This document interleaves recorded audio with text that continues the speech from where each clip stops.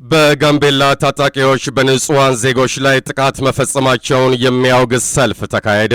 በጋምቤላ ክልል ከደቡብ ሱዳን ድንበር ሰብረው የገቡ ታጣቂዎች በንጹሃን ዜጎች ላይ የፈጸሙትን ጥቃት የሚያወግዝ ሰላማዊ ሰልፍ ተካሂዷል። በሰላማዊ ሰልፉ ላይ የጋምቤላ ከተማና አካባቢዋ ነዋሪዎች የተሳተፉ ሲሆን በታጠቁ ኃይሎች የተፈጸመውን አረመናዊ ድርጊት እንቃወማለን፣ ለድንበር ዘለል ጥቃት አንበገርም የሚሉና ሌሎች መልእክቶችን ይዘው ሰልፍ በመውጣት ጥቃቱን አውግዘዋል። መንግስት ታፍነው የተወሰዱትን ህጻናት ለማስመለስ እየወሰደ ያለውን እርምጃ አጠናክሮ እንዲቀጥል የሰልፉ ተሳታፊዎች ጠይቀዋል። መንግስት ችግሩን ለመፍታት በሚያከናውናቸው ማናቸውም ተግባራት ላይ የነቃ ተሳትፎ ለማድረግ መዘጋጀታቸውንም ገልጸዋል። የክልሉ ርዕሰ መስተዳደር አቶ ጋትሎ አክቶት ለሰልፈኞች ባደረጉት ንግግር ከደቡብ ሱዳን የመጡ ታጣቂዎች በንጹሃን ላይ የፈጸሙት ኢሰብአዊ ድርጊት መላው የክልሉን ብሎም የአገሪቱን ህዝብ ያሳዘነ ተግባር መሆኑን ገልጸዋል። ክልሉ ከፌዴራል መንግስት ጋር በመቀናጀት ጥቃቱ ከተፈጸመበት ጊዜ ጀምሮ ለቆሰሉት የሕክምና አገልግሎት ሲሰጥ ለተፈናቀሉት ደግሞ ዕለታዊ የምግብ እርዳታ እየቀረበ መሆኑንም አስረድተዋል። ከዚህም ጎን ለጎን ተነጥቀው የተወሰዱ ህጻናትና የተዘረፉ የቀንድ ከብቶችን ለማስመለስ ከፌዴራል መንግስት ጋር በመቀናጀት ሰፊ ስራዎችን በማካሄድ ላይ እንደሚገኝ ተናግረዋል። የተፈናቀሉ ወገኖች ወደ ቀያቸው ተመልሰው የተረጋጋ ህይወታቸውን እንዲመሩ በማድረግ ረገድ የክልሉ መንግስት በትኩረት እየሰራ እንደሚገኝ ጠቁመው ለስኬታማነቱ ህዝቡ የጀመረውን አጋርነት አጠናክሮ እንዲቀጥል ጠይቀዋል። በተካሄደው የተቃውሞ ሰልፍ ላይ ከ10 ሺህ በላይ የመንግስት ሰራተኞች፣ የከተማው ነዋሪዎች፣ ተማሪዎችና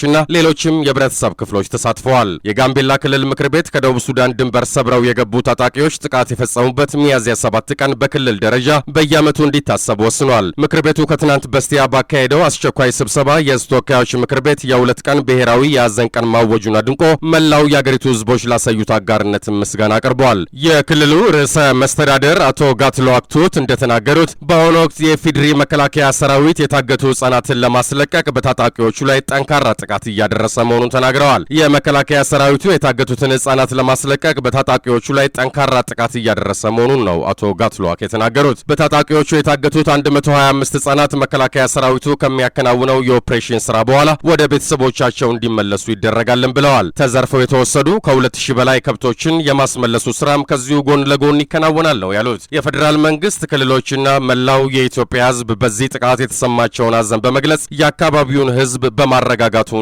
ወንድማዊነቱን በማሳየቱም ምስጋናቸውን አቅርበዋል። የዘገባው ምንጭ የኢትዮጵያ ዜና አገልግሎት ነው።